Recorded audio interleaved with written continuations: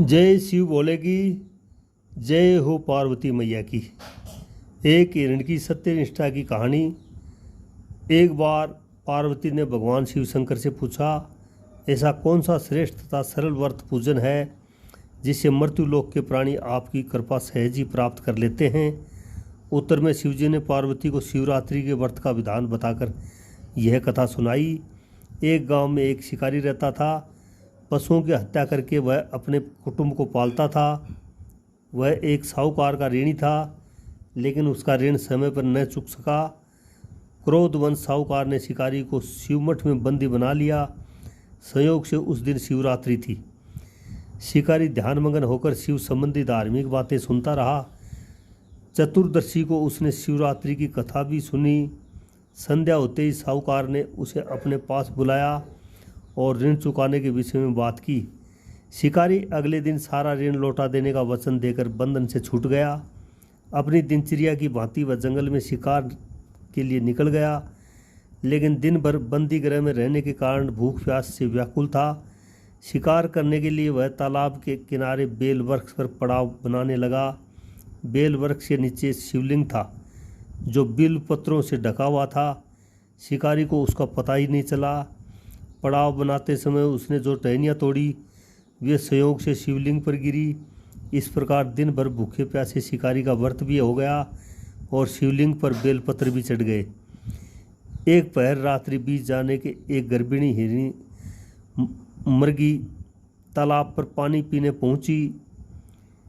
शिकारी ने धनुष पर तीर चढ़ाकर ज्यों ही प्रत्यंचा खींची। मृगिणी बोली, मैं गर्भिणी हूँ, शीघ्र ही प्रसव करूंगी। तुम एक साथ दो जीवों की हत्या करोगे, जो ठीक नहीं है। मैं अपने बच्चे को जन्म देकर शीघ्र ही तुम्हारे सामने प्रस्तुत हो जाऊंगी, तब तुम मुझे मार लेना। शिकारी ने प्रत्यंचा ढीली कर दी और मृगिणी को झाड़ियों में लुप्त हो गई। कुछ ही देर बाद एक और मृगिणी उधर से निकली। शिकारी की प्रसन्नता का ठिकाना नहीं रहा। समीप आने पर उसने धनुष पर बाण चढ़ाया।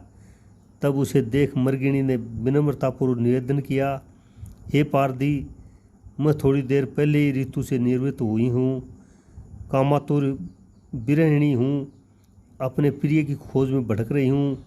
मैं अपने पति से मिलकर शीघ्र ही तुम्हारे पास आ जाऊँगी। शिकारी ने उसे भी जाने दिया। 2 बार शिकार को खोकर उसका माथा ठनका।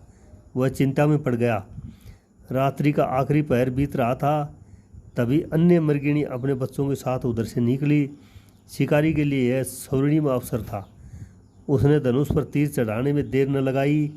वह तीर छोड़ने ही वाला था कि मृगिणी बोली, हे पारदी, मैं इन बच्चों को पिता के हवाले करके लौट आऊँगी। इस समय मुझे मत मारो।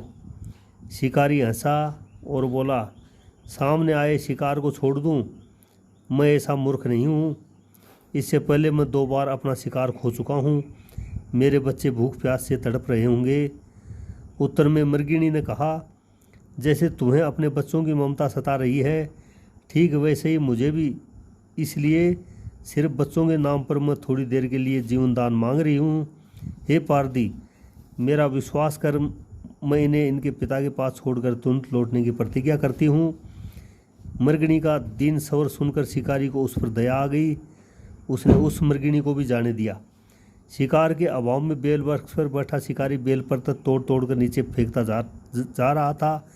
पो फटने को हुई तो एक हष्टपुष्ट मृग उसी रास्ते से आया। शिकारी ने सोच लिया कि इसका शिकार वह अवश्य करेगा।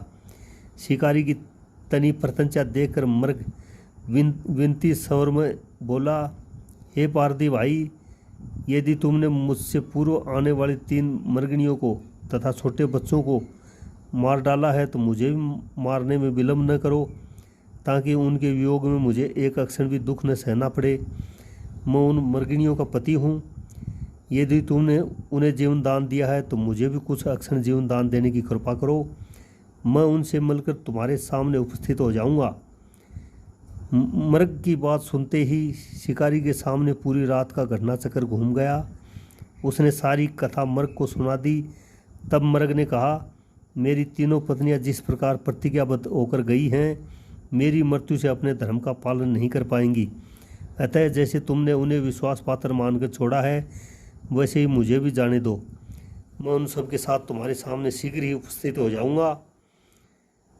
उपवास, रात्रि जागरण तथा शिवलिंग पर बेलपत्र चढ़ाने से शिकारी का हिंसक हृदय निर्मल हो गया। उसमें भगवत शक्ति का वास हो गया था।